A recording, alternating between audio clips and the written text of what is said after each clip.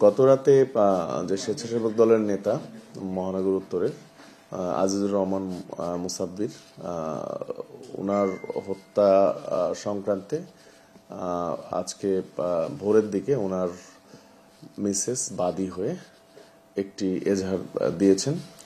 তো আমরা মামলা আমাদের রেকর্ড হয়ে গিয়েছে। তো 4-5 জনকে অজ্ঞাতনামা আসামি করে উনি একটি অভিযোগ দাখিল করেছেন।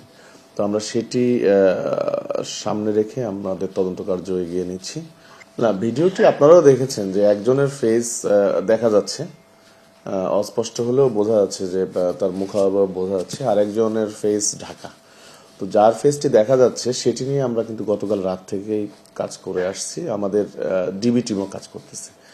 তো যদি কেউ তাকে চিনে থাকে কিংবা কোনো তথ্য থাকে তাহলে আমরা যেন পাই এরকম সোর্সগুলোকেও আমরা অ্যাক্টিভেট করতেছি। কালকে রাতে অনেককে আমরা নিয়ে এসেছি এবং তাদের সঙ্গে কথা বলেছি যে তাকে কেউ চেনে কিনা। এখন পর্যন্ত ওনাকে অথবা সেই আসামিকে চেনার মতো কাউকে আমরা পাইনি। তবে এই কার্যক্রমটা আমরা চলমান রেখেছি। আজকেও হয়তো আমরা আরো যারা ওই এলাকায় বিচরণ করে অথবা অনেককে চেনে এরকম তার সহকর্মী কিংবা ওই এলাকার যে লোকাল সোর্স তাদেরকে ডেকে আমরা ছবিগুলো দেখাবো। Beasley কেবলসের skin coated insulation. বাদী যেটি বলেছেন যে বাদীর সঙ্গে এই ভিকটিম কয়েকদিন আগে শেয়ার করেছে যে তার অনেক শত্রু হয়তো যে কোনো সময় তার উপরে আক্রমণ হতে পারে। তো এই সংক্রান্তে আমাদের কাছে কোনো জিডি কিংবা আমাদেরকে কেউ অবহিত করে নাই। তবে তার ওয়াইফকে ভিকটিম এটি বলে গিয়েছেন।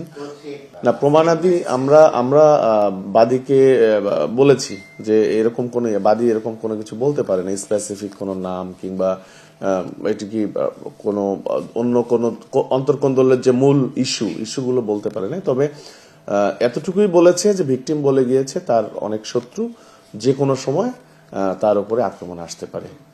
গতকাল রাত পর্যন্ত ওনার শারীরিক অবস্থা কথা বলার পর্যায়ে ছিল না। তো আজকে আমরা ডক্টরের সঙ্গে কথা বলে ওনার শারীরিক অবস্থা বিবেচনা করে আমাদের টিমকে পাঠাবো।